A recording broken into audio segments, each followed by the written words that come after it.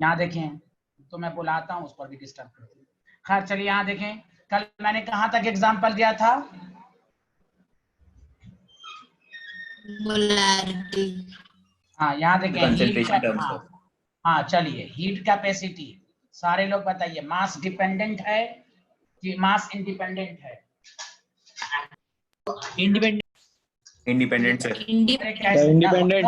No, अगर एक बड़ा रूम है उसमें 2 एसी है, छोटे रूम में 1 एसी है, तो यहाँ हीट टेम्परेचर चेंज करना है, बहुत बड़ा रूम है तो ज्यादा एक एसी से काम नहीं चलता है। तो heat capacity depends upon size, mass. Okay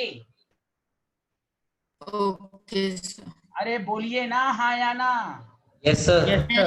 हाँ, ये एक्सटेंसिव है, मास डिपेंडेंट। हाँ, अगर इसमें ये वर्ड लिख दे, सुनो, स्पेसिफिक हीट, तो अब ये इंटेंसिव। क्यों? ये दो एक्सटेंसिव का रेशियो होता है। अब फॉर्मूला पढ़िएगा, हीट कैपेसिटी को मास से डिवाइड कर देंगे तो स्पेसिफिक हीट निकल जाता है, तो ये इंटेंसिव हो जाएगा। दो स्पेसिफिक का वर्ड ही हुआ specific, specific, it is independent. अरे बोलिए। Yes sir. Yes sir. Yes sir. हाँ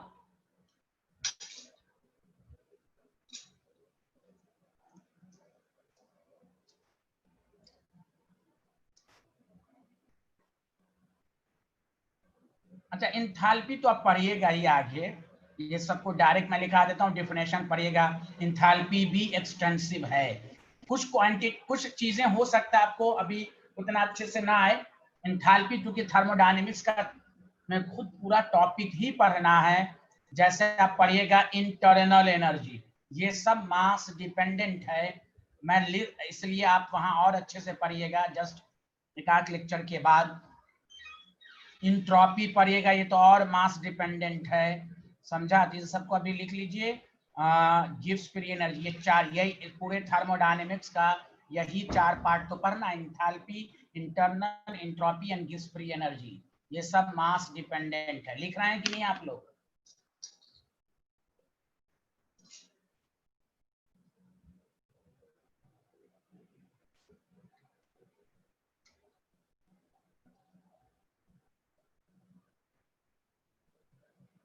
लिख लिया इसको? जल्दी बोलिए।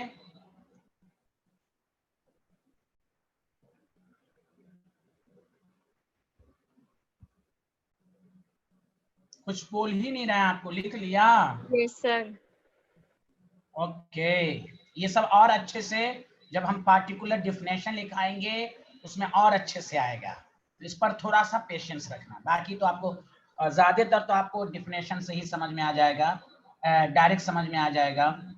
जैसे आपको देखिए, मैंने आपको एक वर्ड कहा था मोलर, और से सुनिए, मोलर हीट कैपेसिटी। केमिस्ट्री में याद रखो, थर्मोडायनेमिक्स में मोलर वर्ड लग गया ना तो ये पर मोल हो गया, इसका फार्मूला हो गया। अब तुम लोग खुद बताओ, हीट का सिर्फ हीट कैपेसिटी बोले तो एक्सटेंसिव, और मोल भी बोले एक्सटेंसिव, दोनों का रेशियो क्या हो जाएगा? इंटेंसिव। अरे बोलो हाँ या ना। Yes sir. मोल क्या है? मोल भी एक्सटेंसिव, या अलग से भी लिख लो सब।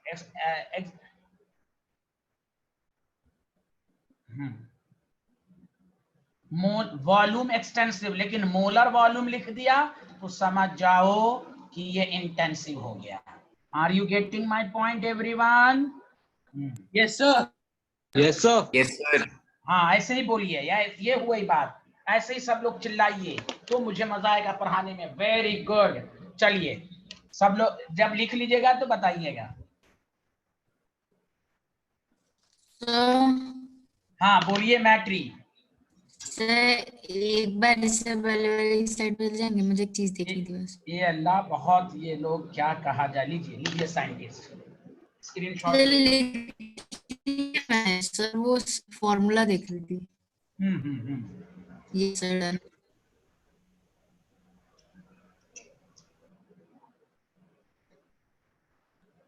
अब देखिए सारे लोग बताइए, प्रेशर क्या है? बताइए, एक्सटेंसिव कि इंटेंसिव? इंटेंसिव। इंटेंसिव। हाँ चलिए, सरफेस टेंशन, ये सब इंटेंसिव है, force per unit length, surface tension, ये सब इंटेंसिव है। बहुत सारी चीजें अब तक नहीं पढ़ी है। चलिए इतना एग्जाम्पल बहुत करा दिया। चलिए अब आइए सारे लोग, आसिया वगैरह यहाँ से अब समझिए एक इंटायरली डिफरेंट टॉपिक। तो हम लोगों ने सिस्टम क्या है, सराउंडिंग क्या है, टाइप्स ऑफ सिस्टम क्या, ये सब पढ़ लिया। चलिए आगे बढ़े, सब लोगों ने लिख लिया? Yes, sir.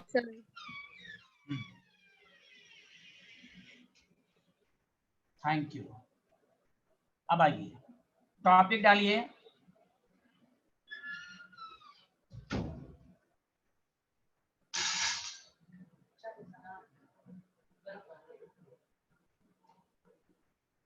स्टेट फंक्शन, सुनिए अच्छे से। स्टेट फंक्शन क्या है, पहले मैं डिफिनेशन बताऊंगा और इसके एग्जाम्पल को कैसे याद करेंगे उसका तरीका भी सिखाएंगे। ये डिफिनेशन इंटायरली फिजिक्स पर डिपेंड करती है। जैसे फिजिक्स वाले सर ने आपको पढ़ाया होगा डिस्टेंस और एक डिस्प्लेसमेंट, पढ़ाया है हाँ या ना? Yes, sir. Yes, sir. Yes, sir. ठीक है ठीक है। जैसे आप ऐसे समझ लीजिए कि आप घर से कोचिंग गए, फिर कोचिंग से घर पे चले गए, तो डिस्प्लेसमेंट 0 होता है कि नहीं? Yes, sir. Yes, sir. Yes, sir. भले आप 2 घंटा के बाद गए होंगे, बीच में सिनेमा देखा, दोस्तों के साथ घुमा, उससे कोई मतलब नहीं है। बस डिस्प्लेसमेंट जो होता है वो इनिशियल और फाइनल स्टेट पर डिपेंड करता है। इस बीच में आपने पाथ कैसे कवर्ड किया उस पर डिपेंड नहीं करता है। क्या मैं सही कह रहा हूं? उसी को डिस्प्लेसमेंट कहते हैं। Yes, sir. Yes, sir. तो Yes, sir. सिमिलरली वही स्टेट फंक्शन है। A physical quantity, सारे लोग सुनिए, a physical quantity is said to be a state function if it depends upon initial and final state. If it depends upon, बोलिए, initial and final state. final state. But independent of path covered by the system. घबराना नहीं, मैं पूरा diagram trick सब मैं दूंगा, पहले तो उसकी मीनिंग को समझिए। What is the state function? और इंटीग्रल टाइप में भी अब ये सब देखिए, सबसे बेसिक क्वेश्चन सब यही है, और ये हर साल आ चुका। Which of the following are extensive, which of the following are intensive, which of the following are state function, which of the following are path function. ये सब बेसिक क्वेश्चन सब है, आते हैं स्कूल में भी, कॉम्पिटिशन सब में। तो स्टेट फंक्शन का मतलब जो इनिशियल फाइनल पर डिपेंड करे। पहले डिफिनेशन लिखते हैं, फिर इसकी और अच्छी अच्छी बातें मैं बताऊंगा। सारे लोग लिखना शुरू करें। आसिया समझ में आया कि नहीं, जल्दी बोलिए। यस सर, समझ आ गया। हाँ तो बस सब्र कीजिए, आप बीच में मत बोलिएगा ये क्या है वो क्या है, जो डाउट रहेगा वही पूछिएगा प्लीज। ओके? अरे आसिया सिर्फ डाउट पूछिएगा, बाकी बात कुछ नहीं पूछ सकिएगा। Yes sir. हाँ, अब physical quantity is said to be, ये टॉपिक के लिहाज से पूछेगा बस। अब कल क्या होगा, परसों क्या होगा, अब तक कितना हो गया, ये सब नहीं पूछना है। और physical quantity is said to be state function. हर दिन आधा आधा घंटा पढ़ते रहिए, सब तैयारी होती रहेगी। A physical quantity is said to be a state function if it depends upon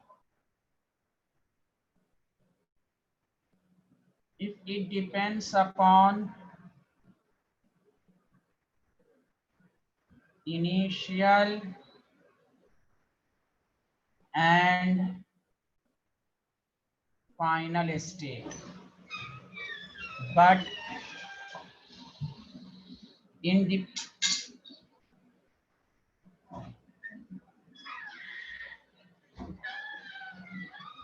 state, but independent of path covered by system.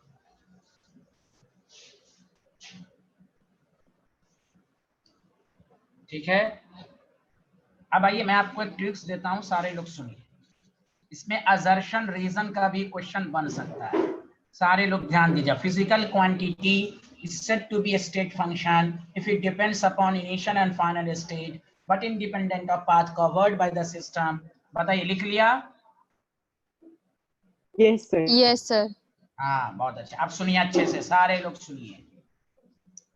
जैसे मैं एक एग्जाम्पल से समझाता हूँ, फिर इसको आप इसके एग्जाम्पल को कैसे याद करेंगे वो भी समझाएंगे। मान लीजिए कि प्रेशर और वॉल्यूम का मैंने कुछ आपको एक मान इस तरह का पाथ बनाया, और ये बहुत ही मशहूर क्वेश्चन भी है, एससी वर्मा में फिजिक्स के में क्वेश्चन है, वर्क पावर एनर्जी का भी क्वेश्चन है, देखा होगा आपको, पूछा होगा। यहाँ सुनिए अच्छे से,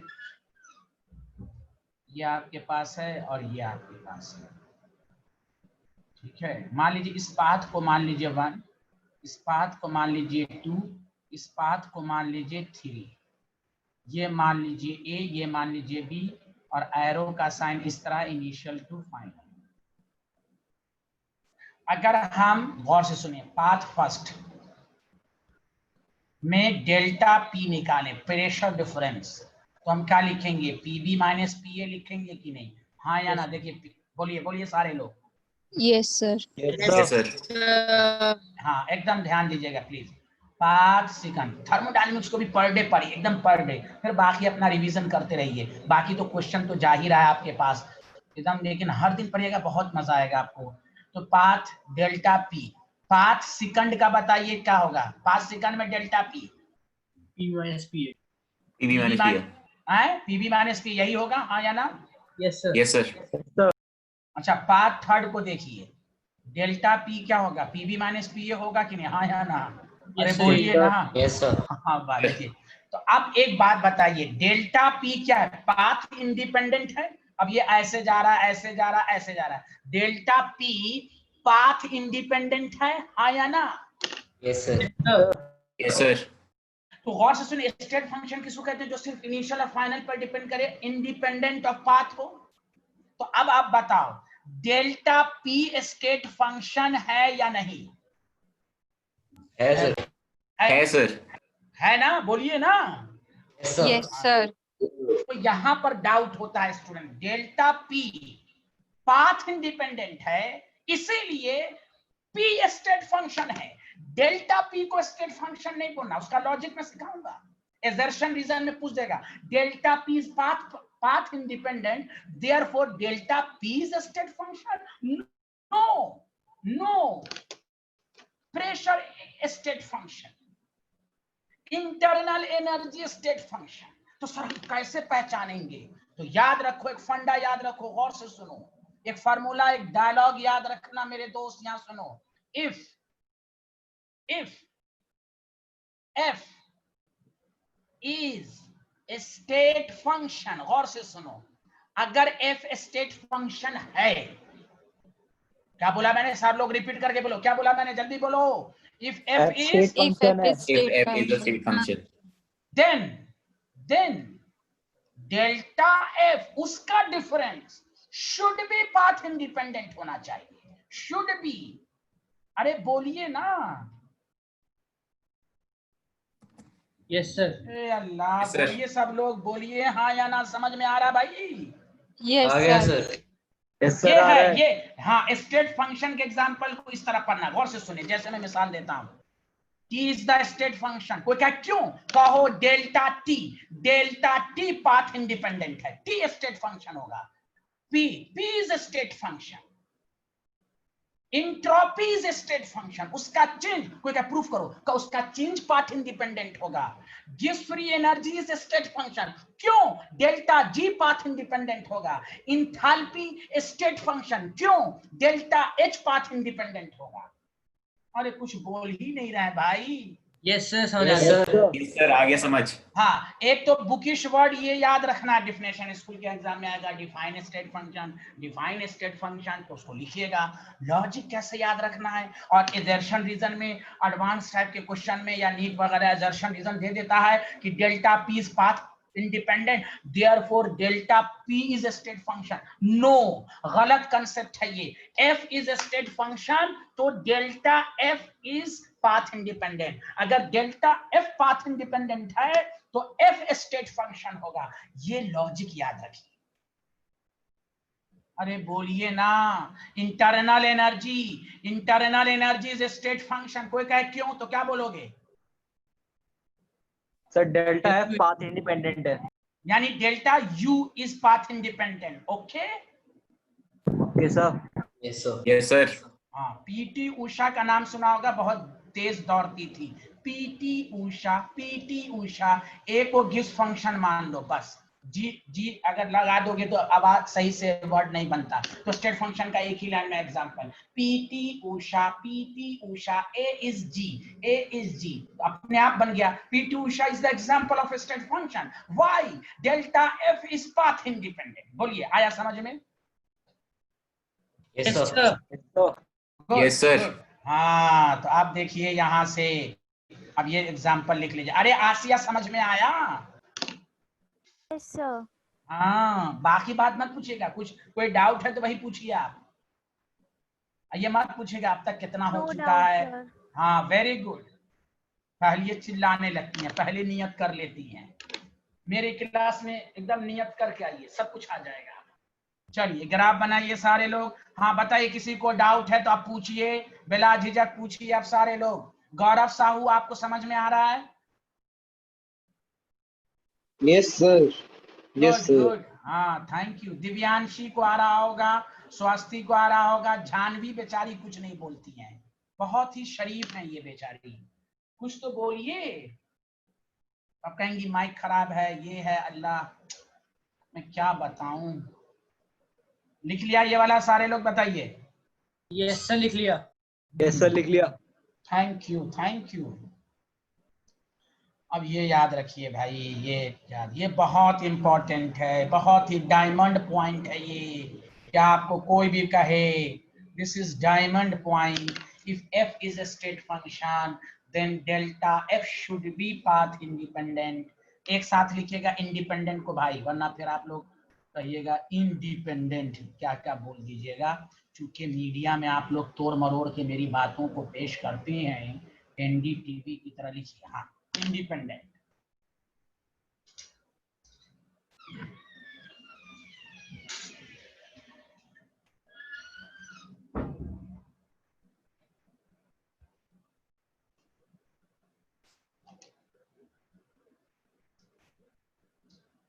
लिख लिया? बताइए। Yes sir. यस सर, लिख लिया।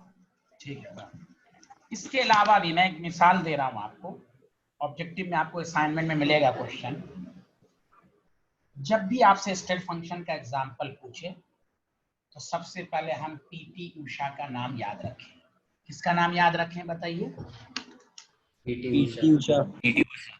Where A represent G. Give free energy. हाँ, गिव्स फ्री एनर्जी, याद रखिएगा। इसके अलावा सर, इसके अलावा अगर कोई एग्जांपल दे दे, कहे बताओ स्टेट फंक्शन है या नहीं, तो आप उसका चेंज निकाल लेना। क्या निकाल लेना? बोलो बोलो, क्या निकाल लेना?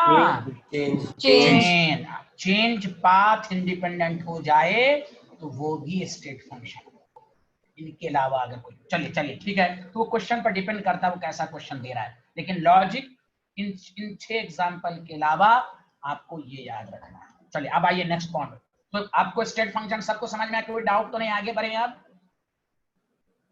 Yes, sir. Thank you. अब आइए टॉपिक डालिए, path function. O my God, ये वही है डिस्टेंस वाली बात। गौर से सुनिए। अब बताइए पाथ फंक्शन, देखिए गौर से सुनिए, दोबारा मैं रिपीट कर रहा हूं। स्टेट फंक्शन जो है वो इनिशियल फाइनल पे डिपेंड करता है, बट पाथ इंडिपेंडेंट है। बताओ, पाथ फंक्शन पाथ पे तो डिपेंड करेगा ही। अरे बोलो, डिपेंड करेगा ना? Yes sir. Yes sir. Initial final पे डिपेंड करेगा कि नहीं? जल्दी बताओ। करेगा सर। नहीं करेगा सर। हाँ बोलिए, जोर से बोलिए। नहीं करेगा सर। हाँ, अच्छा स्वास्थी बताएंगी, वो बहुत ही रिसर्च स्कॉलर स्टूडेंट हैं। बताइए, path function path dependent but initial final state पर डिपेंड करेगा या इंडिपेंडेंट होगा? जल्दी बोले। Sir, initial final point पे independent होगा। हर्षित आए हैं क्या आज? हर्षित? हाँ सर, मैंने बोला डिपेंड करेगा। ठीक है, डिपेंड करेगा, अच्छी बात है। मानस जोशी बताएंगे, बहुत ही रिसर्च स्कॉलर स्टूडेंट है मानस जोशी। करेगा। यश एंड गौरव साहब। करेगा सर। देखिए गौर से सुनिए। हाँ, पाथ फंक्शन में खुद दिमाग लगाइए।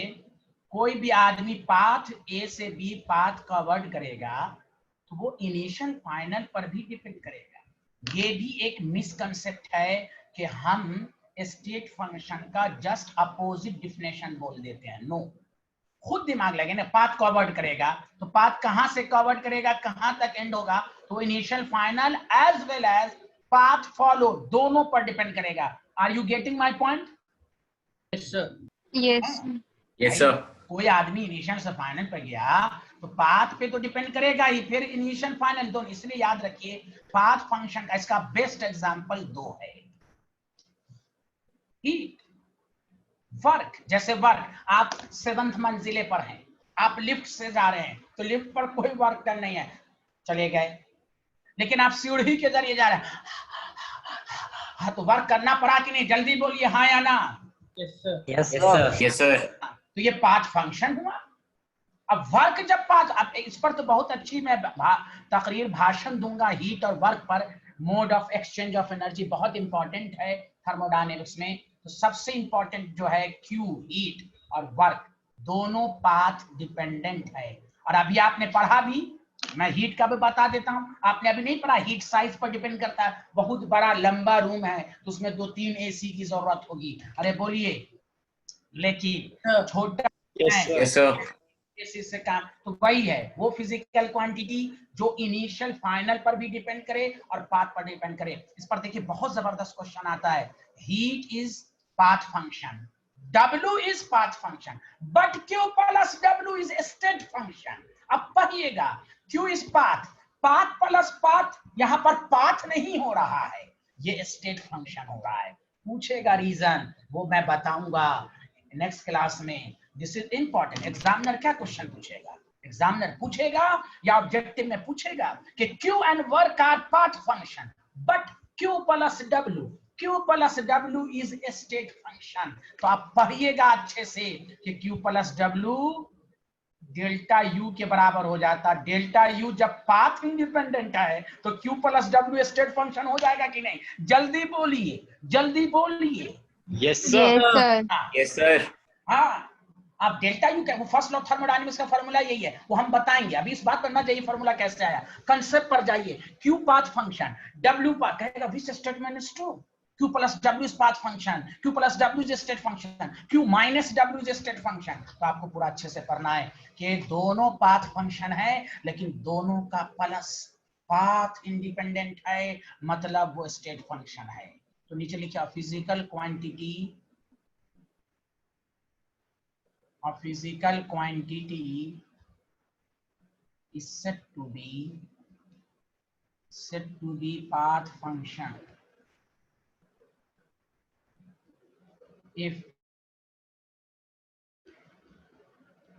it depends upon initial and final state as well as path followed by system या path covered by the system, मतलब पाथ डिपेंडेंट। शॉर्ट फॉर्म में ये path followed by the system,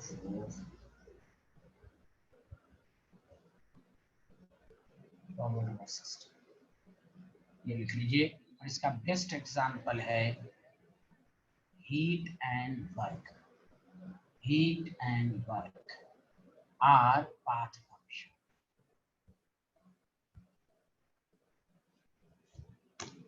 अरे मैट्रिक्स समझ में आ रहा है? Yes, sir. आपका नेटवर्क खराब है। Yes, sir.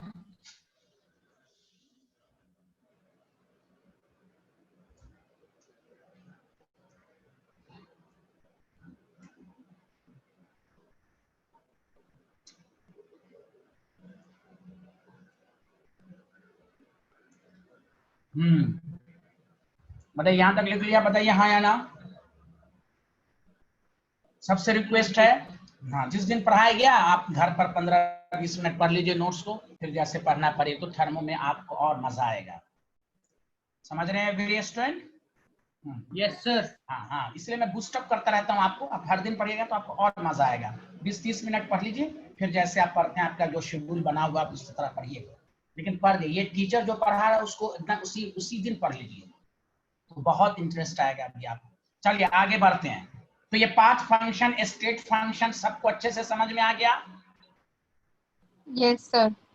हाँ आसिया, Yes, sir. आसिया को कोई डाउट है? No sir. सर वो इनिशियल एंड फाइनल के बाद क्या लिखा है? फाइनल स्टेट है ये। स्टेट। ओके हाँ स्टेट है। This is style, this is style, you know. चलिए आगे बढ़ते हैं। Okay thank you. Yes sir. हाँ हाँ थैंक यू। अब आइए थर्मोडायनेमिक्स में शुरू का लेक्चर इसी पर डिपेंड करेगा, बेसिक टर्म्स पर, टाइप्स ऑफ। इस पर भी बहुत अच्छे अच्छे क्वेश्चन आते हैं जो मैं भी पढ़ा रहा हूँ। Thermodynamics process, types of thermodynamics process, number 1। अब बताइए आइसोथर्मल। आइसो का मतलब है, चलिए सारे लोग बताइए, कोई एक आदमी डिफिनेशन बताए। What is the isothermal process? Same temperature. Sir जिसमें टेम्परेचर कांस्टेंट रहता है। अच्छा एक बात बताइए, हर्षित सबसे पहले आंसर देंगे, अभी मैं डिफिनेशन निकाल रहा हूँ। मैं एक स्टेटमेंट पूछ रहा हूँ, हर्षित बताओ टी कांस्टेंट को आइसोथर्मल कहते हैं, हाँ या ना? Yes, sir. आपको स्टेटमेंट देगा कि विच स्टेटमेंट इज ट्रू, तो ये भी स्टेटमेंट सही है। बताइए डेल्टा टी क्या हो जाएगा? डेल्टा कांस्टेंट है तो डेल्टा टी क्या हो जाएगा? 0. 0। ठीक है। Yes, sir. ठीक है। चलिए मैं आपको एक डिफिनेशन तो सही है, लेकिन मैं कह रहा हूँ थर्मोडायनेमिक्स को डिटेल में पढ़ना है, ये सब क्वेश्चन से मैं साबित करूंगा। अच्छा बुक क्या लिखता है? Temperature is constant. ये हम जल्दी में बोलते हैं, इसलिए ऑब्जेक्टिव क्वेश्चन हमें अच्छे क्वेश्चन में फंसते हैं। आपको इस तरह बोलना है, temperature is constant through out the process. अब कहेगा सर ये क्या है? मैं बता रहा हूं आपको, टी कांस्टेंट। कोई पूछे डेल्टा टी 0 है तो क्या वो आइसोथर्मल है? कहीं नहीं, हो भी सकता है नहीं भी हो सकता है। गौर से सुनिए, dt शुड बी 0 होना चाहिए। d2 0 होगा देन डेल्टा टी 0 हो सकता है। उसका रीजन, मान लो ये प्रोसेस हुआ A और B, डेल्टा टी जो तुम 0 बोलते हो उसका ये मतलब हुआ कि सिर्फ इनिशियल और फाइनल का टेम्परेचर सेम है, बीच का कुछ भी हो सकता है। dt 0 का मतलब हुआ हर पॉइंट का टेम्परेचर सेम है। इसलिए डिफिनेशन को थर्मो, इसलिए बच्चों को नहीं समझ में आता है या ऑब्जेक्टिव सही से सॉल्व नहीं होता है। कोई भी पूछे what is the isothermal, temperature is constant, सही है, लेकिन आप फंस गए क्वेश्चन में। Temperature is constant through out the process. Through out का मतलब हुआ एवरी पॉइंट का टेम्परेचर कांस्टेंट है। अरे बोलिए, did you understand very well? Yes, sir. Yes, sir. Yes, sir. हाँ है आसान, लेकिन आपको कंसेप्ट से पढ़ना है। dt 0 then it 100% isothermal. अब dt 0 हो गया तो उसमें डेल्टा टी भी 0 आ ही जाएगा। dt 0 small every point. अब डेल्टा टी 0 होगा तो हो भी सकता है नहीं भी हो सकता है। अरे बोलिए ना। Yes, sir. Yes, Yes, sir. sir. हाँ इस तरह के क्वेश्चन आए हैं, आप फिजिक्स में भी आए हैं, क्योंकि फिजिक्स में भी थर्मोडायनामिक्स पढ़ना है, केमिस्ट्री में भी आए हैं कि बताओ ये आइसोथर्मल है कि नहीं, तो उसमें स्टूडेंट कंफ्यूज। इसलिए हमको अच्छे से पढ़ना है। वो आज सही है टेम्परेचर, तो आप देखिए आप कंसेप्ट से पढ़ना है, और जब आपको क्वेश्चन जो दिया जाएगा तो उसकी इंपॉर्टेंस उस वक्त आपको और समझ में आएगी। तो देखिए ये तो सब जानता है आइसोथर्मल, टेम्परेचर कांस्टेंट, लेकिन डेल्टा टी और dt में अगर आपको पूछ देगा तो आप कंफ्यूज हो जाएंगे। तो चलिए, temperature is constant through out the process, आप अच्छे से लिखिएगा, through out the process.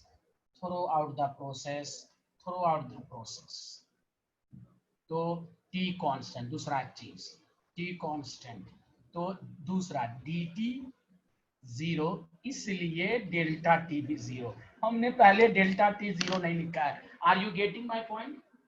Yes, sir.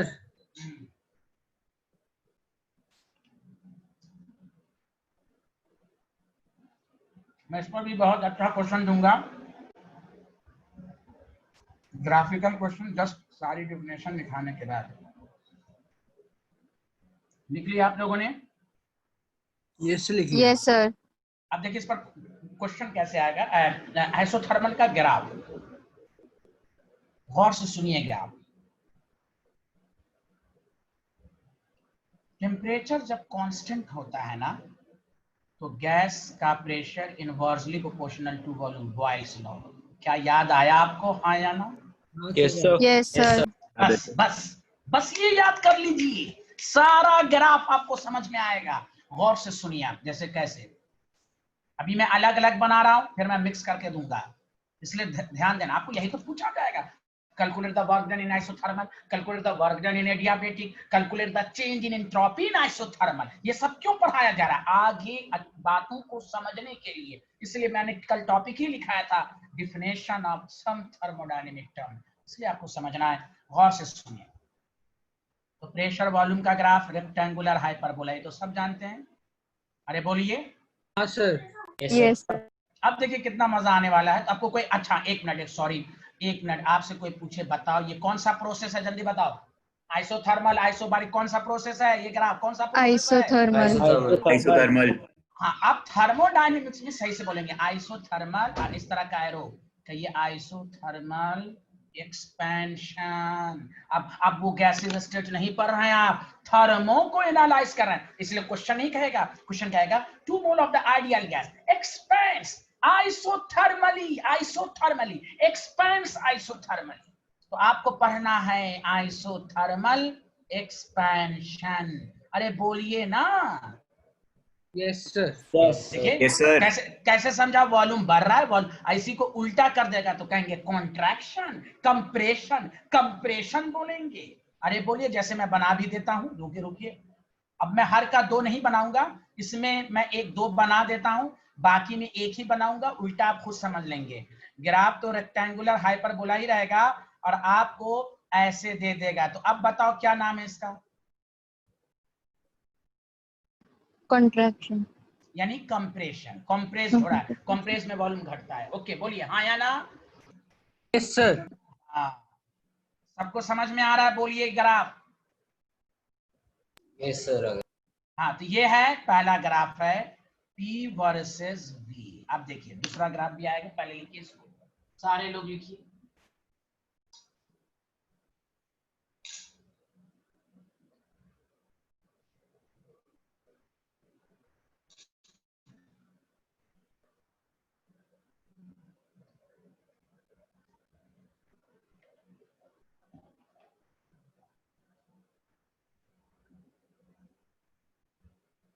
लिख लिया? Yes, sir. हाँ, अब देखिए B graph, volume versus T. क्या है इसका? Volume versus. देखो सारे लोग सुनो, देखो अभी तो मैं समझा रहा हूं, कभी क्वेश्चन जब मिक्सअप करके अभी दिया जाएगा, प्लीज सुनो प्लीज। ये वॉल्यूम है, ये टी है। सारे लोग बताओ इस ग्राफ से क्या पता चल रहा है? वॉल्यूम बढ़ रहा है, हाँ या ना? जल्दी बोलो। हाँ सर बढ़ रहा है। Yes, sir. हाँ सर, बढ़ रहा है। लेकिन टेम्परेचर तो कांस्टेंट है ना, हाँ या ना? Yes Yes, sir. sir. Constant. Yes तो सर। भी कहेंगे आइसोथर्मल। देख लीजिए V वर्सेस से। अब इसको रटना नहीं है कि ऐसे होता है, इस तरह नहीं पढ़ना है, चेक करना है। देखो टेम्परेचर कांस्टेंट है, देखना है सही से। अरे बोलिए हाँ या ना? Yes sir. Sir. Yes sir. हाँ, ऐसे नहीं पढ़ना, ऐसे है वैसे है, फलाना चिलाना, ऐसे नहीं पढ़ना, आपको सही से देखना है। टेम्परेचर, इसलिए मैं सारी चीज बेसिक बातें भी बताता हूँ। टेम्परेचर कांस्टेंट है, टेम्परेचर जो इनिशियल है वही फाइनल है, टेम्परेचर कांस्टेंट है आइसोथर्मल। सबको समझ में आ रहा है? बोलिए हाँ या ना, जल्दी बोलिए। यस सर आ रहा है। Yes, आ रहा sir. है सर। हाँ, आपको रटना नहीं है कि ऐसे, क्योंकि ग्राफ इतना है कि आप कितना को याद करें, कंसेप्ट को याद रखेंगे। Temperature constant. चलिए आगे बढ़ते हैं। अरे आसिया समझ में आ रहा है ना? आसिया, आमना, Yes, sir. अरे आमना आपको आ रहा है? आमना अब्बास, Yes, sir, आ रहा है। हाँ, थैंक यू वेरी मच। आप सुनिए सी ग्राफ, प्रेशर वर्सेस टेम्परेचर। देखिए आप गौर से सुनिए, देखिए आपको दे देगा प्रेशर वर्सेस टेम्परेचर है। आप देखिए सारे लोग बताइए, टेम्परेचर कांस्टेंट है ना, हाँ या ना? जल्दी बोलो। Yes, Yes, sir. बस Constant है, पहचान सर। लिया? हाँ देखिए, आज अब बताओ कंप्रेशन की एक्सपेंशन। एक्सपेंशन। हाँ, दिमाग नहीं है। कंप्रेशन, प्रेशर बढ़ रहा है तो कंप्रेशन होगा, प्रेशर बढ़ रहा है तो वॉल्यूम कम। कैसे तुम लोग बताते हो आंसर भाई? ओ माय गॉड, OMG है ये भाई। प्रेशर बढ़ रहा है तो वॉल्यूम कम, तो कंप्रेशन होगा ना। Yes sir. माय गॉड, अरे compression. बोलिए ना Manas Joshi. Yes yes sir. हाँ, ये नहीं हमेशा लोग क्या समझ, बढ़ रहा है एक्सपेंशन होगा। Oh my God, no. क्या बढ़ रहा है भाई? प्रेशर बढ़ रहा है ना। लोग सही हाँ, बढ़ रहा है एक्सपेंशन होगा। नो, प्रेशर बढ़ रहा है तो वॉल्यूम कम, कंप्रेशन। Okay, yes sir. हाँ, थैंक यू। ये आपका हो गया। चलिए आगे बढ़ते हैं। इस सब पे क्वेश्चन आएगा आपको, बहुत जबरदस्त मजा आएगा जब भाई। तो ये चलिए आगे बढ़ते हैं। 3 ग्राफ हो गया, चलिए आगे बढ़े। सब लोगों ने आइसोथर्मल समझ लिया? Yes, sir. Yes, sir. हाँ, चलिए दूसरा लिखिए सारे लोग। Isochoric process, isochoric process. ठीक है, अब हम लैंग्वेज में नहीं लिखूंगा, लैंग्वेज तो एक दफा लिखा ही दिया। पहली बात, volume constant through out the process, volume constant. तीसरी चीज dV0, देयरफॉर डेल्टा VB, इसलिए देयरफॉर डेल्टा VB 0। किसी को एतराज है? नहीं है सर। हाँ, और जब आपको ये तो सबको मालूम है, जब वॉल्यूम कांस्टेंट होता है तो प्रेशर डायरेक्टली टेम्परेचर होता है, Gay Lussac law. Are you getting my point? Yes sir. Yes sir. Yes sir. Graph draw करने का यही ट्रिक्स है कि आप लॉ को इमेजिन करें। अब मैं ग्राफ ड्रॉ कर रहा हूं, सारे लोग बताएंगे।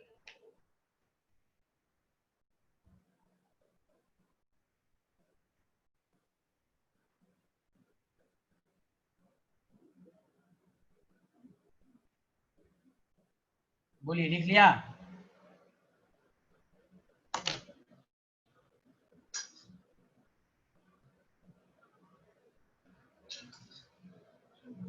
Done sir.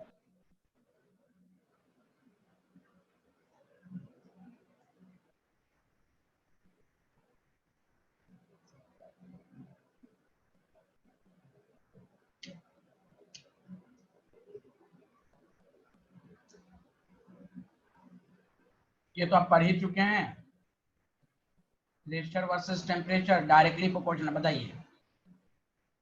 अब देखो गौर से सुनो, अब इतनी दफा पढ़ लो कि ये आपको मालूम हो कि आइसोकोरिक है।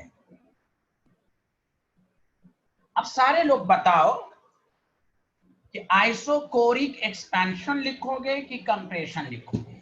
आमना अब्बास बहुत ही रिसर्च स्कॉलर स्टूडेंट हैं, वो बताएंगे। Expansion. Okay, thank you. Manas Joshi बताएंगे। मानस जोशी, आइसोकोरिक एक्सपेंशन की कंप्रेशन। सर ये आइसोकोरिक कंप्रेशन है। अच्छा, ओके। गौरव साहू बहुत ही चुपचाप बैठे रहते हैं। गौरव साहू बताइए आंसर।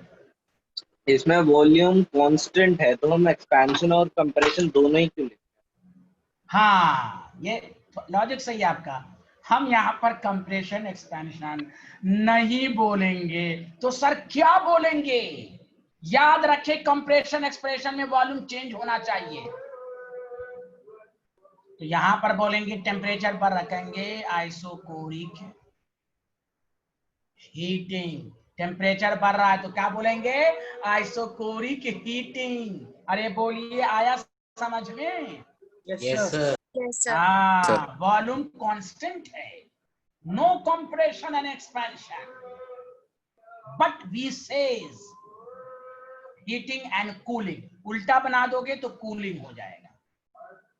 चलो लिखिए।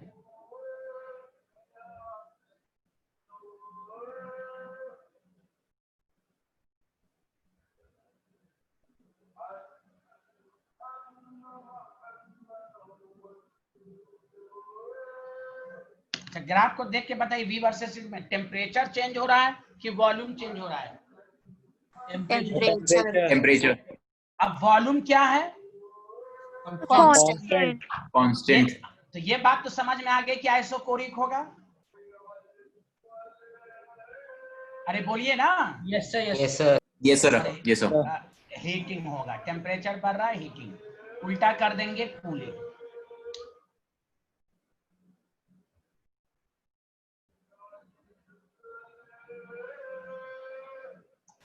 ग्राफ कैसे पहचानना, ये लॉजिक सब याद रखिए। देख लेना ग्राफ में कौन कांस्टेंट हो रहा है। देख लिया आप लोगों ने? Yes sir.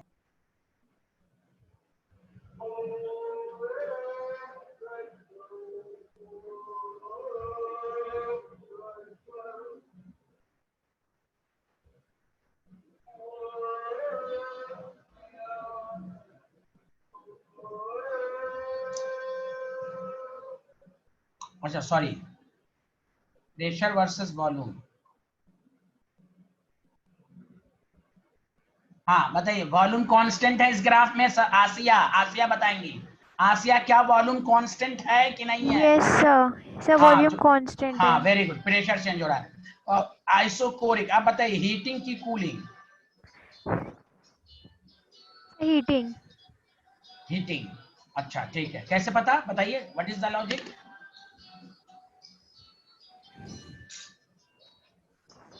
सर क्योंकि प्रेशर चेंज हो रहा है इसलिए। वॉल्यूम, वॉल्यूम जब कांस्टेंट होता है तो pressure directly proportional to temperature. Pressure घट रहा है तो टेम्परेचर भी घट रहा है, इसलिए दैट द रीजन कूलिंग बोलेंगे। समझ में आया ओके एक्सप्लेनेशन? सर। ये देखिए एक्सप्लेनेशन। इसलिए याद रखिए, वॉल्यूम कांस्टेंट है तो पहले तो फंडा ये याद रखिए।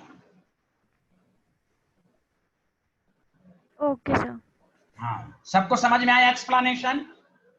Yes sir. Yes sir. Yes, sir. हाँ, अपना लिखना हो तो साइड में लिख लीजिएगा बात। चलिए नेक्स्ट टॉपिक पर आइए। इससे एक बार पहली वाली दिखा दीजिए। हाँ जरूर भाई मानसविन, आप कैसे बात बोल रहे हैं, आप इतने अच्छे आदमी हैं, आपकी आवाज इतनी अच्छी है। Okay thank you. लिख लिया आपने? Yes sir. Thank you. चलिए ये वाला देखिए, सब लोगों ने लिख लिया? सब लोगों ने लिख लिया ना, बताइए। Yes sir. Yes, sir. अब आइए, आइसोकोरिक हो गया। अब आइए आइसोबारिक। अरे जानवी कुछ तो, हाँ जानवी को समझ में आ रहा है? प्लीज चैट बॉक्स में मैसेज करें।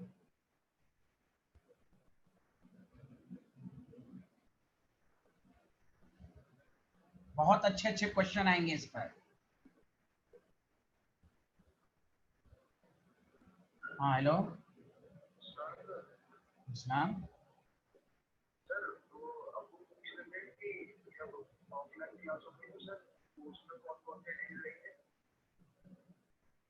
इसमें डेज रहेंगे टीटीएस या एमडब्ल्यूएफ, कुछ भी हो सकता है। हाँ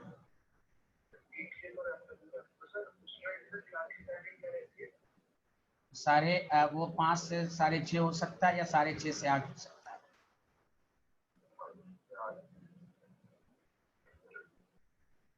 और कुछ?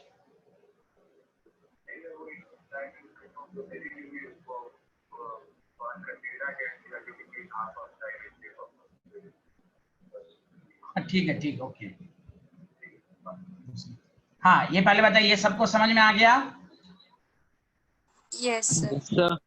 अब प्रेशर जब कांस्टेंट होता है तो आपको मालूम है volume directly proportional to temperature, Charles law सबको मालूम है।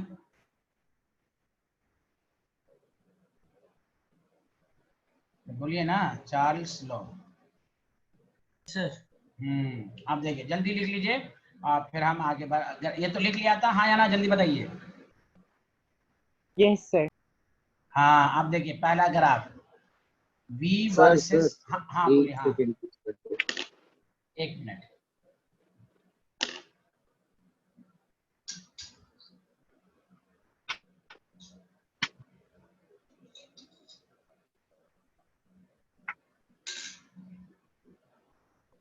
हो गया सर।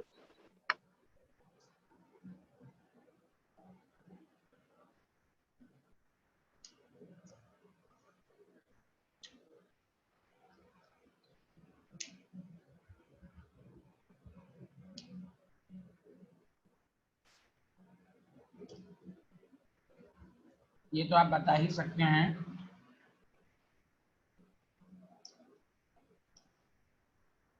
आइसोबारिक क्या है? ये एक्सपेंशन की कॉन्ट्रैक्शन, जल्दी बताइए। हीटिंग। है हीटिंग की क्यों बात होगी? हीटिंग वॉल्यूम जब है, वॉल्यूम तो चेंज हो रहा है ना बोलो एक्सपेंशन। भाई तुम तो हीटिंग, दिमाग तुम्हारा हीट कूल हो गया लगता है हर्षित भाई। वहां सिर्फ वॉल्यूम जब कांस्टेंट होगा तब बोलेंगे वॉल्यूम चेंज कर रहा है। यहाँ आया? Yes sir. हाँ good.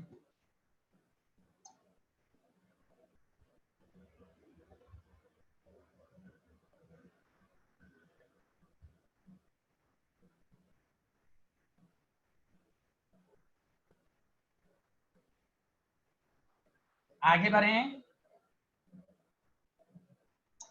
Yes sir. Yes, sir. आप देखिए,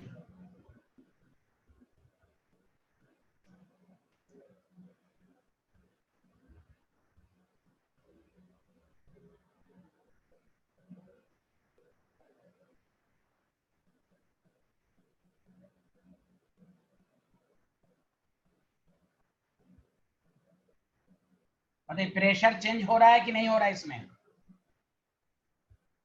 नहीं हो रहा सर। हाँ, वॉल्यूम बढ़ रहा है, आइसोबारिक एक्सपेंशन। मैं इसलिए रिपीट कर करके बोल रहा हूँ कि आपको समझना है, जब मिक्सअप क्वेश्चन आएगा तो आपको कैसे देखना है कि क्या चीज कांस्टेंट है।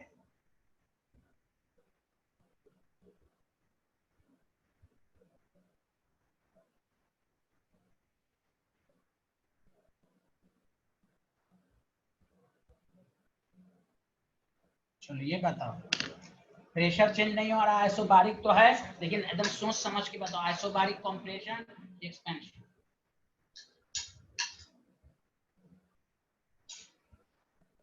Sir, expansion. Expansion.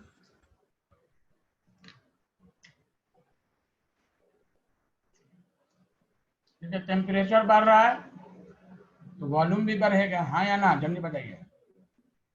Yes, sir. हाँ, इसलिए हमेशा एक्सपेंशन कंप्रेशन का आंसर थर्मोडायनेमिक्स में वॉल्यूम से हमेशा देना। ये बात एकदम कान और दिमाग में सेट कर लो। मैं चाहता तो डायरेक्ट लिखता, लेकिन टेम्परेचर बढ़ रहा है, वॉल्यूम बढ़ रहा है, दैट द रीजन, ये नहीं कि टेम्परेचर। इसलिए एक्सप्लेनेशन को समझना है, आइसोबारिक एक्सपेंशन। अब सब में उल्टा कर दोगे तो कंप्रेशन हो जाएगा, इसलिए ये मत कहना सर आप सिर्फ एक्सपेंशन का दे रहे हैं, कंसेप्ट तो समझ ही गया हो। चलो नेक्स्ट क्वेश्चन, नेक्स्ट टॉपिक। तो ये आपका 3 टॉपिक हो गया, आइसोथर्मल, आइसोबारिक, आइसोकोरिक। चलिए आगे बढ़ें। Yes sir. Yes, sir. चलिए अब आइए, एडियाबेटिक। अच्छे से सुनिएगा, गौर से सुनिए। थर्मोडायनेमिक्स को कंपटीशन के लिहाज से अगर पढ़ना चाहते हैं, पढ़िएगा आप तो और से सुनिए। इसमें 2 ही कंसेप्ट पर पीएचडी करना है, एडियाबेटिक और एंट्रोपी। एडियाबेटिक एंट्रोपी अगर पढ़ लिया आपने अच्छे से, हाँ, स्कूल लेवल पर एडियाबेटिक डिस्कशन नहीं किया गया, लेकिन कंपटीशन में बहुत क्वेश्चन आते हैं एडियाबेटिक पर, तो इसलिए कंपटीशन के लिहाज से ये टॉपिक बहुत इंपॉर्टेंट है। और एडियाबेटिक के तमाम फार्मूले वही आएंगे इसमें जो फिजिक्स में भी हैं। तो अभी तो नहीं पढ़ाया जाएगा, तो अलग से टॉपिक सब पढ़ाया जाएगा आपको। अभी तो सिर्फ हम लोगों ने टॉपिक लिखा है थर्मोडायनेमिक्स प्रोसेस। इसको ये कहते हैं, देखिए, the process in which there is no exchange of heat, no exchange of heat, समझा? No exchange of heat between system and surrounding.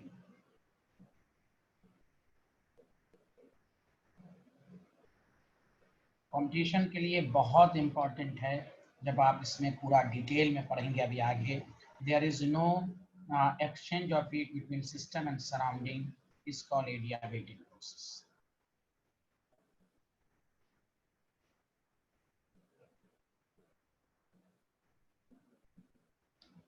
लिख लिया? नहीं सर। हाँ लिखे लिखे।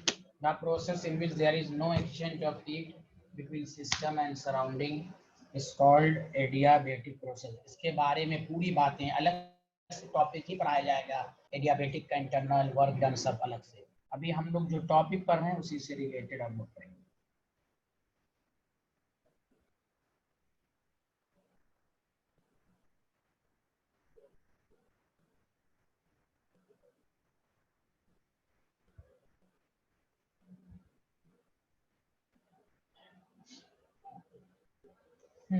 लिख लिया, बताइए। Yes, sir. अब देखिए इसकी पहचान गौर से सुनिए। Q0 और DQ लिखें या डेल्टा Q सब। ये इसमें बहुत सारे स्टूडेंट कंफ्यूज हो जाते हैं, लिख देते हैं Q कांस्टेंट है। भाई क्या कहीं पर लिखा हुआ है Q कांस्टेंट? क्या लिखा हुआ बताओ, ये वर्ड क्या है? No ex No exchange of तो नो एक्सचेंज का मतलब Q0, समझा? तो DQ डेल्टा Q सब जीरो। यहाँ पर ये बहुत सारे स्टूडेंट कंफ्यूज रहते हैं थर्मो में, Q कांस्टेंट है देन DQ जीरो, गलत। Q0 Q कांस्टेंट का मतलब हुआ कि हीट जा रही है कुछ ना कुछ। Are you getting my point? There is no exchange of heat. अरे बोलिए ना। Yes, sir. हाँ Yes, sir. हाँ, तो ये लिख लीजिए, छोटी छोटी बातें हैं लेकिन कंफ्यूजन रहता है। चलिए ये 4 प्रोसेस हो गया, 5वां आइए साइक्लिक प्रोसेस। देखिए साइक्लिक प्रोसेस वही है जो मैंने आपको और डिस्प्लेसमेंट का एग्जांपल दिया था। आप अपने घर से कोचिंग आए, तो ये मान लीजिए इनिशियल है, ये फाइनल है। अब फिर आप बीच में कहाँ भी गए उससे मतलब नहीं, इनिशियल है। बताइए इनिशियल और फाइनल स्टेट सेम है आपका, हाँ या ना? Yes, sir. तो इसी को साइक्लिक प्रोसेस कहते हैं। द प्रोसेस शॉर्ट फॉर्म में, the process whose initial and final. अच्छा सॉरी, एक बात बताइए, हाँ इनिशियली, फिर एक दफा मैं मुझे समझाने में थोड़ी सी प्रॉब्लम हुई, मैं दोबारा बताता हूँ। आप हाउस से चले, कोचिंग गए, अब फिर कोचिंग से हाउस आ गए, तो इनिशियल फाइनल सेम ही है कि नहीं? जल्दी बोलो। Yes, sir. Yes, sir. हाँ, तो इसी को कहते हैं साइक्लिक प्रोसेस। बीच में आपने क्या पाथ कवर्ड किया उस पर डिपेंड नहीं करेगा। इस पर भी क्वेश्चन कैसे आएंगे, कैसे ग्राफिकली आएंगे, कैसे पहचानेंगे साइक्लिक है, वो हम बताएंगे। तो क्या कहेंगे? The process whose initial and final state are same. बोलिए, are you getting my point everyone? Yes, sir. Yes, sir. चलिए लिखिए।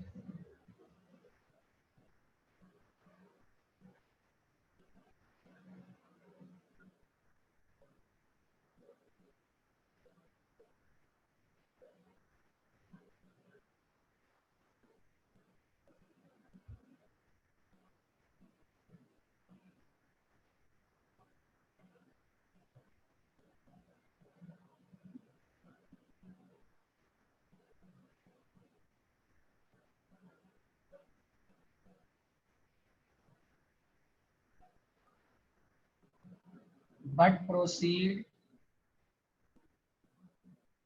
through series of steps। भले वो बहुत सारे स्टेप्स में हुआ हो, इज कॉल्ड साइक्लिक प्रोसेस। इसमें सिर्फ ये है कि भाई इनिशियल और फाइनल स्टेट सेम है।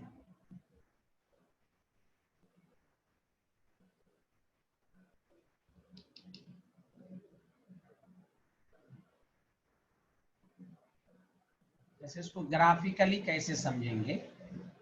सर हाँ बोलिए। हम स्टेट फंक्शन साइक्लिक क्यों आना? हाँ अभी रुकिए ना, अभी बताते हैं, अभी रुकिए, अभी मैं सब पॉइंट लिख पाऊंगा, उसके बाद डाउट पूछूंगा आपसे। ये साइक्लिक प्रोसेस लिख लिया सारे लोग? Yes, sir. अब ग्राफ में साइक्लिक प्रोसेस कैसे समझोगे, सुनो अच्छे से।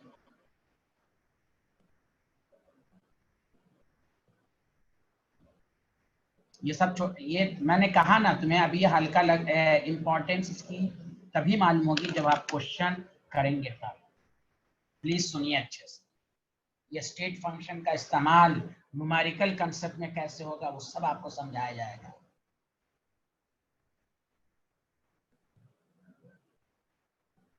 बताओ एरो का साइन बताओ इस ग्राफ में कि इनिशियल ए से चला और ए ही पर पहुंचा, बताओ साइक्लिक प्रोसेस है?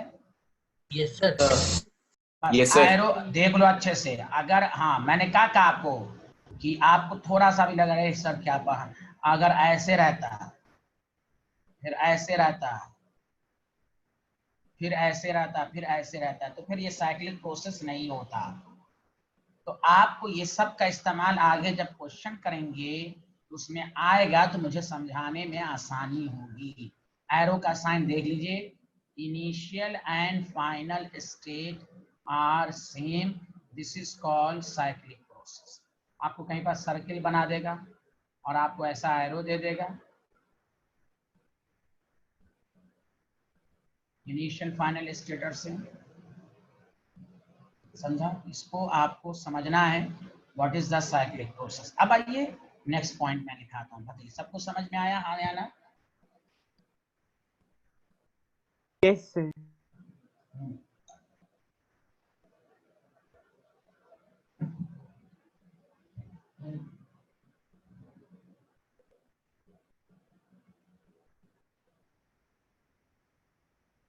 आगे बढ़े, लिख लिया? अब सुनिए, एक गौर से सुनिएगा एक पॉइंट। अभी मैंने आपको पढ़ाया था कि इफ, गौर से सुनिएगा, एक if F is state function then delta F क्या होता है? अगर एफ स्टेट फंक्शन होता है तो डेल्टा एफ शुड बी, हाँ अब याद रखो दूसरी चीज, if F is state function then delta F should be zero in cyclic process। ये सब पे ऑब्जेक्टिव आ चुका है cyclic process. Delta H, delta T, delta G, delta क्या कहते हैं इसको, यू, समझा कि नहीं, आर जीरो इन साइक्लिक। को सोचो इनिशियल फाइनल स्टेट जब सेम हो जाएगा तो चेंज जीरो नहीं हो जाएगा साइक्लिक प्रोसेस में? अरे बोलिए। तो हाँ, अब बताओ गौरव क्या पूछना चाह रहे थे, बताओ गौरव।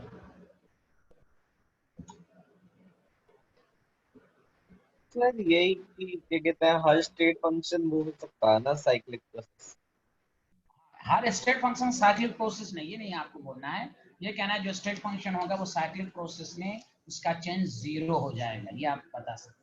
साइक्लिक प्रोसेस कोई भी प्रोसेस आ सकता है, ये नहीं कहना है स्टेट फंक्शन और साइक्लिक प्रोसेस, ये टर्म्स गलत है। आपको ये कहना है कि जो स्टेट फंक्शन होगा उसका चेंज साइक्लिक प्रोसेस में जीरो होगा। Okay okay sir. ये सबको समझ में आया? हाँ या ना, जल्दी बताएं। Yes sir. चलिए अब आइए नेक्स्ट पॉइंट। सर लिखा नहीं है।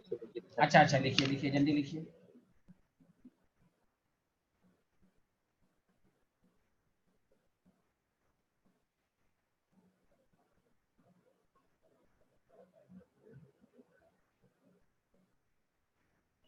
एक छोटा सा टॉपिक और है, उसके बाद फिर न्यूमेरिकल अप्रोच सब शुरू होगा। एक और टर्म सब पढ़ लीजिए, स्टेट फंक्शन, पाथ फंक्शन। आसिया सब कुछ समझ में आ रहा है अभी तक? Yes sir. Sir delta U क्या है? अब पढ़िएगा, अभी चेंज इन इंटरनल एनर्जी है, you internal Okay, sir. Energy कहते हैं।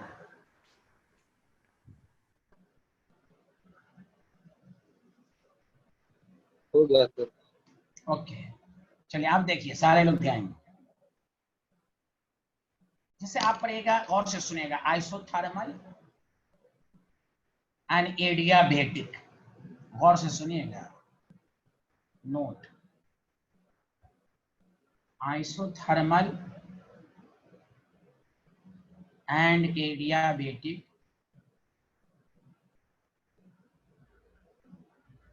Can be reversible and irreversible. ये वर्ड न्यूमेरिकल में बहुत इंपॉर्टेंट है। Calculate the work done in isothermal reversible, calculate the work done in isothermal irreversible.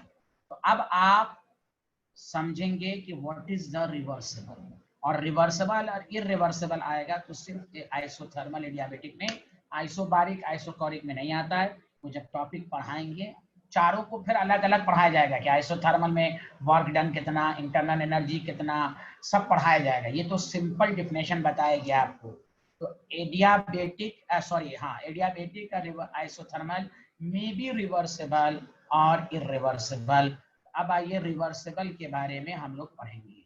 What is the reversible process in thermodynamics. लिख लिया आपने?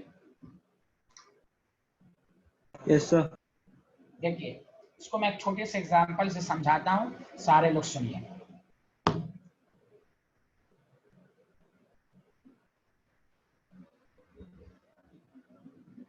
लिख लिया आप लोगों ने, हाँ या ना? Yes sir. हाँ, अब देखिए दो एग्जांपल लीजिए। ये मान लीजिए आपके पास पिस्टन है, इसकी ये गैस है। प्लीज सुनिएगा, गैस का एक अपना प्रेशर होगा और ये अपना एक प्रेशर एक्सटर्नल। तो देखिए इनिशियली, गौर से सुनिए सारे लोग, अभी कुछ भी लिखिएगा नहीं, सारे लोग स्क्रीन को देखें। इनिशियली इक्विलिब्रियम पर है ये। इक्विलिब्रियम का मतलब ये हुआ कि P external is equal to P internal है, कुछ भी नहीं हो रहा है। बोलिए यहाँ तक सबको आ गया समझ में जो मैंने चीज मानी? अब हमने क्या किया,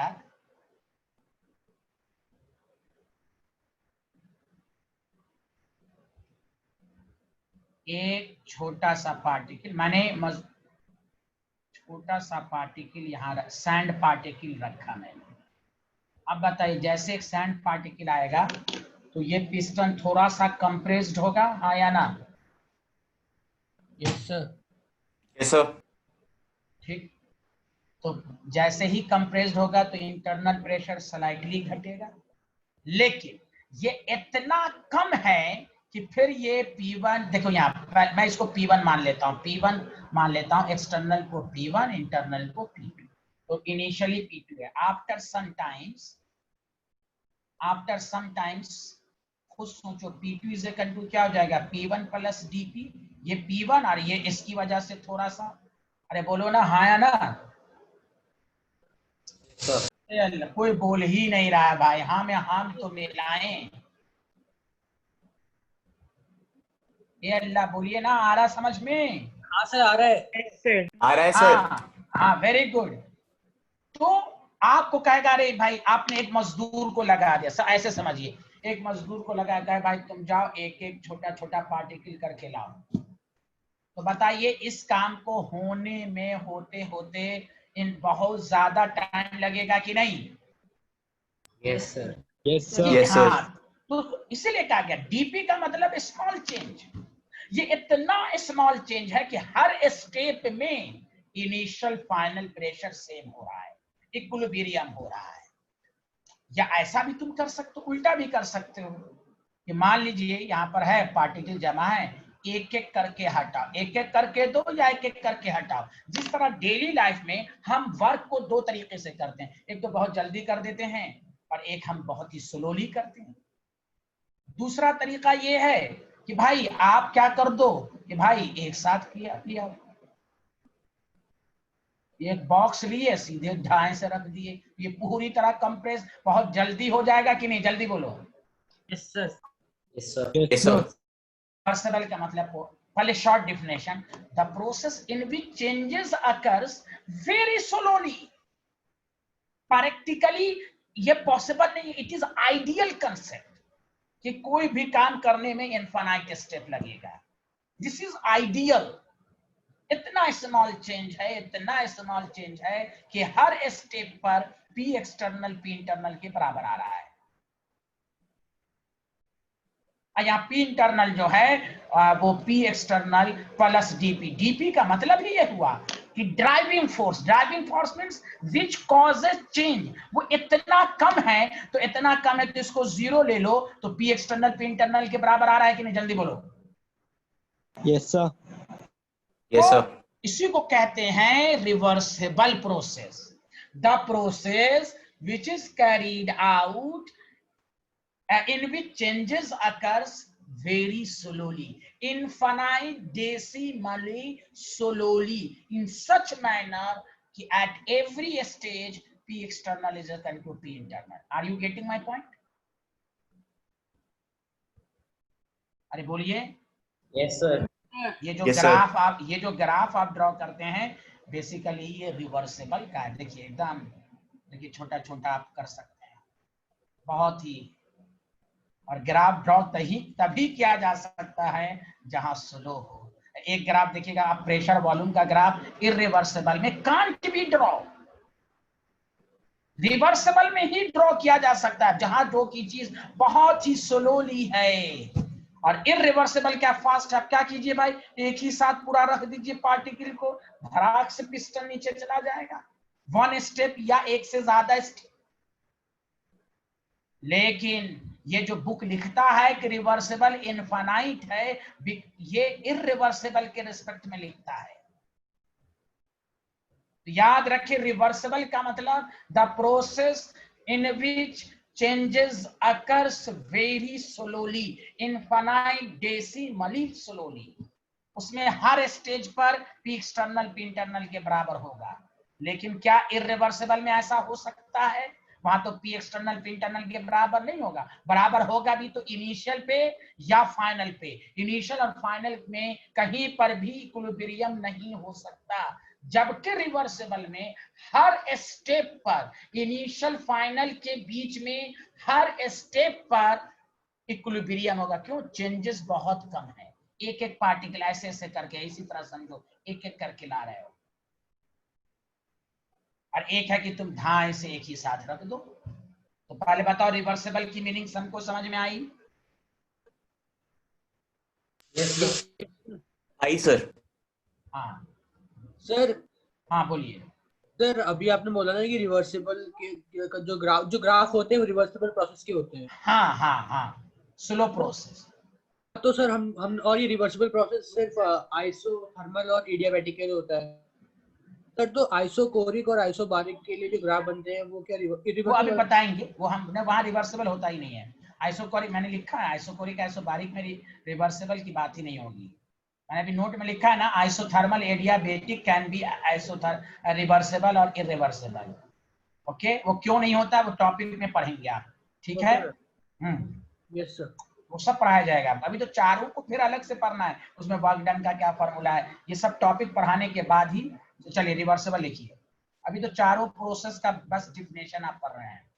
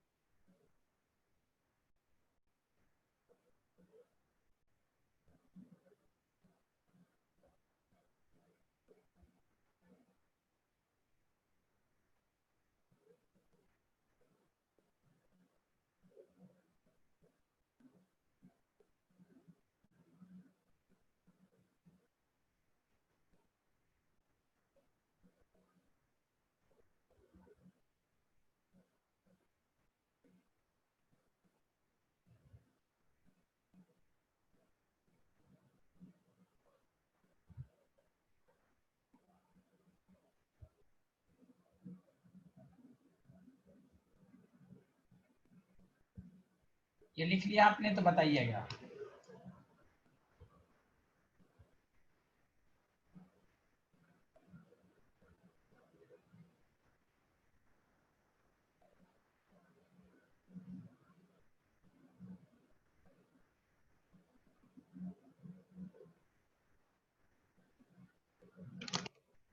लिख लिया? Yes sir. Yes, sir.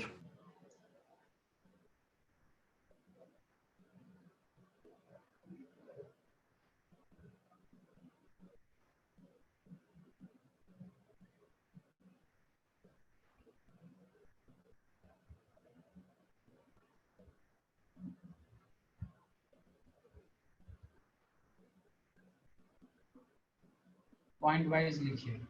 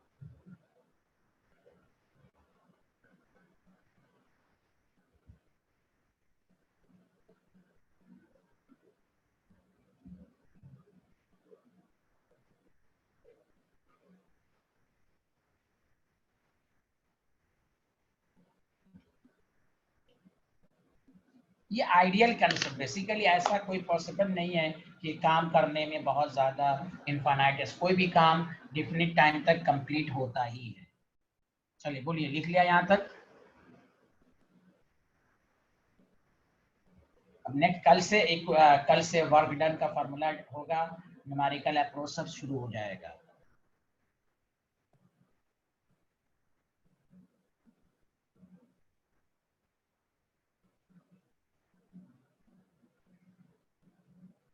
लिख लिया, बताइए। Done, sir.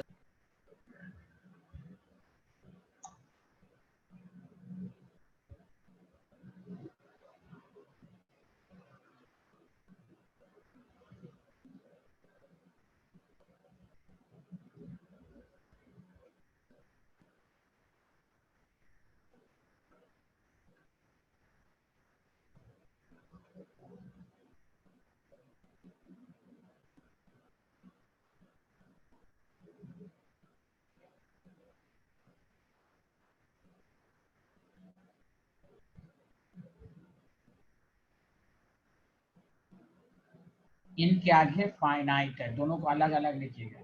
इनफाइनाइट नहीं, इनफाइनाइट स्टेप, मतलब मैं ब्रैकेट में लिख देता हूँ सिंगल, या एक से ज्यादा भी, दो भी हो सकता है।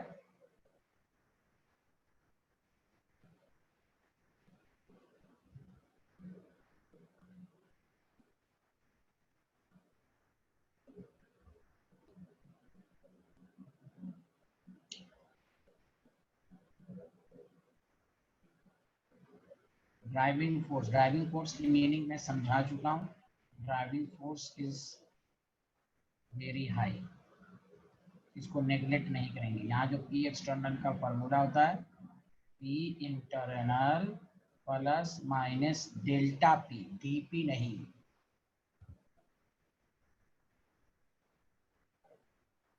हम यहाँ देखिए क्या बताइए, तो बताइए क्या इसमें पी एक्सटर्नल पी इंटरनल के बराबर हो रहा है? बोलो हाँ या ना। No sir. हाँ No, sir. या हाँ, वेरी गुड। खुद सोचिए, यहाँ पर एक साथ आएगा, वो मैं बताऊंगा आपको। एक तो न्यूमेरिकल के लिहाज से बहुत इंपॉर्टेंट लाइन है कि हम कैसे न्यूमेरिकल में समझेंगे कि ये रिवर्सिबल या इरिवर्सिबल है, ये इंपॉर्टेंट लाइन। ये तो हुआ डिफिनेशन, लिख लिया आप लोगों ने।